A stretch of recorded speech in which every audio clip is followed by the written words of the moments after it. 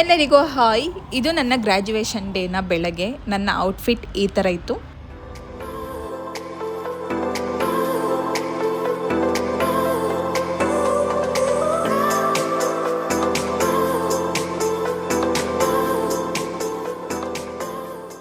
ಕಾರ್ಯಕ್ರಮದ ಮೊದಲ ಘಟ್ಟ ಅದು ಸ್ಟೇಜ್ ಕಾರ್ಯಕ್ರಮ, ಜೊತೆಯಲ್ಲಿ ಉದ್ಘಾಟನಾ ಕಾರ್ಯಕ್ರಮ ಸೇರಿದಂತೆ ಕೆಲವಾರು ವಿಷಯಗಳನ್ನು ಮಕ್ಕಳಿಗೆ ತಿಳಿಸುವಂತಹ ಭಾಷಣಗಳು.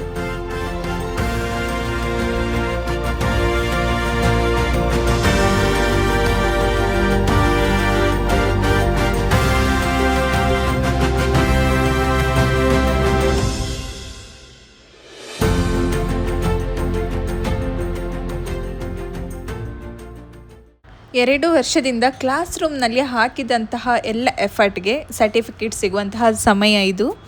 ಎಲ್ಲರೂ ತುಂಬ ಆತುರದಿಂದ ಕಾಯ್ತಾ ಇದ್ದಾರೆ. ತಮ್ಮ ಅಮ್ಮ ಅಪ್ಪ, ಕೆಲವರು ಫಿಯಾನ್ಸಿ, ಜೊತೆಯಲ್ಲಿ ನಮ್ಮ ಬಾಯ್ ಫ್ರೆಂಡ್ ಅಥವಾ ಗರ್ಲ್ ಫ್ರೆಂಡ್ ಜೊತೆ ಸೇರಿ ಎಲ್ಲ ಕಾರ್ಯಕ್ರಮಗಳನ್ನು ನೋಡ್ತಾ ಇದ್ದಾರೆ.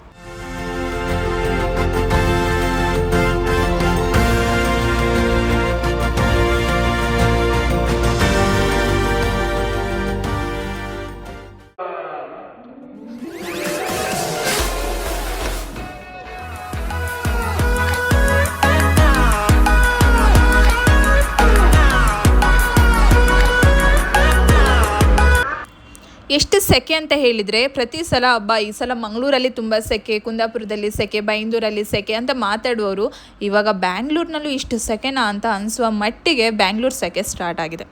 ಆ ಡ್ರೆಸ್ ಹಾಕಿ ಅದರಲ್ಲಿ ಅಷ್ಟು ಏನು ನನಗೆ ಸೆಕೆ ಅಂತ ಅನಿಸ್ತಿರ್ಲಿಲ್ಲ, ಬಟ್ ಅದು ತೆಗೆದ್ರೆ ಸಾಕಾಗಿತ್ತು ನಮಗೆ. ಅದೆಲ್ಲ ತೆಗೆದು ಸ್ವಲ್ಪ ಕ್ಯಾಮರಾದ ಮುಂದೆ मुझको गले लगा के बैठा दिया फलक पे, मुझे खाक से उठा के.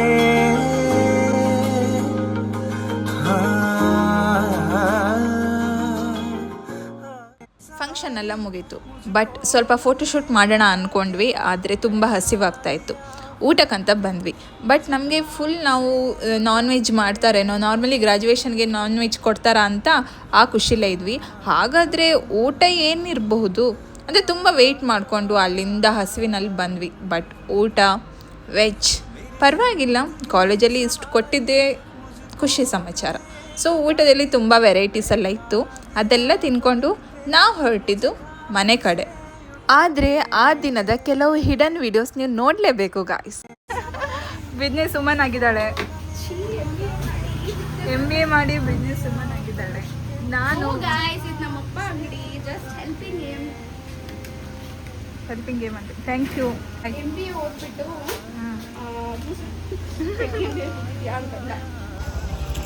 ಹಾಯ್ ಗಾಯ್ಸ್, ನಿಮ್ಮ ಬ್ಲಾಗ್ಸ್ ಮಾಡೋ ಅಕ್ಕ 9:30 ಕಾಲೇಜ್ ಆದರೆ 11:30 ಹೋಗ್ತಾ ಇದ್ದಾಳೆ ನಡ್ಕೊಂಡು. ಗೈಸ್, ಗ್ರ್ಯಾಜುಯೇಷನ್ ಡೇ ಮುಗಿದಿದೆ. ಫೈನಲಿ MBA ಗ್ರಾಜುಯೇಟ್ಸ್ ಆಗಿದ್ವಿ ಗೈಸ್. ನಾವಿವಾಗ ಮಾಸ್ಟರ್ ಮುಗಿಸಿದ್ವಿ. ಓಕೆ, ಇವಾಗನ ಇಲ್ಲಿಗೆ ಸ್ಟಾಪ್ ಮಾಡ್ತಾ ಇದ್ದೀವಿ. ಬಾಯ್.